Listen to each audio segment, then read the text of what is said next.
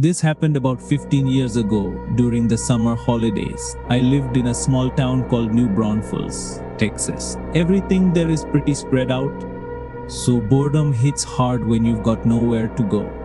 My friend Sarah and I were desperate to escape the heat and just chill somewhere. It was around midnight when we decided to head to the park, just to hang out and kill time. The park was big, with winding paths and old picnic tables scattered around. At first, everything seemed normal, quiet, peaceful. We were there for about an hour, just talking and enjoying the cool night air.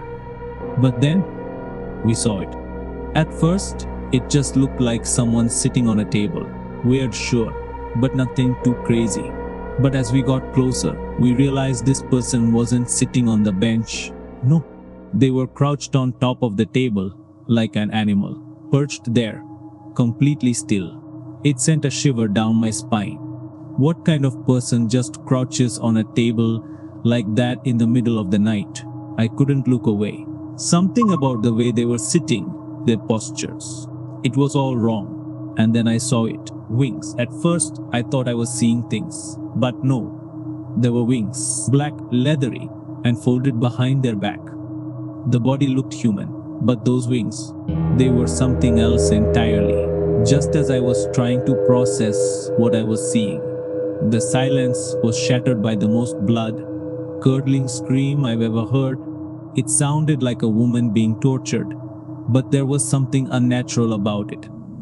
It wasn't a sound any human or animal could make. It was otherworldly, like something straight out of a nightmare. And then it stood up. This thing had to be at least 8 feet tall. Its wings unfurled slightly as it moved. Sarah and I didn't even say a word to each other. We just ran.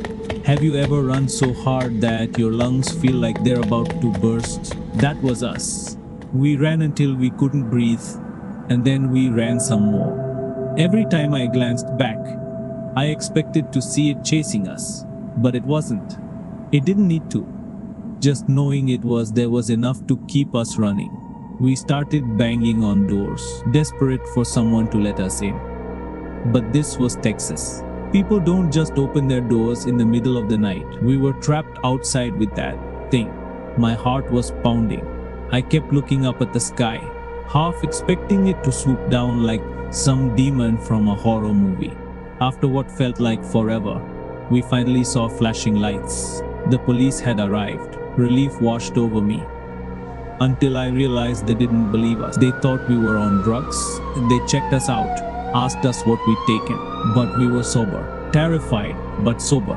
What struck me, though, was the look on the Latino cop's face. When he heard what we saw, his expression changed.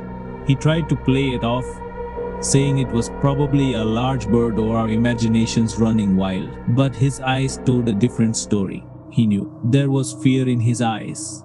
And it wasn't the fear of weird people or dangerous animals. It was something deeper, something primal. The cops eventually let us go. They drove Sarah home, and I walked the rest of the way back to my house. Every step I took, I felt like I was being watched. The air was thick with tension. I'd never been so relieved to get inside my house and lock the door behind me. That night changed me. I've never felt safe outside at night since. I avoid them like the plague. And every time I hear a strange noise in the dark, my mind goes back to that night. I don't know what we saw. Was it a demon? A creature from another world? I'll probably never know. But one thing's for sure. It wasn't human. And the scariest part, no one believes me. No one ever will. Except maybe that one cop. I saw it in his eyes.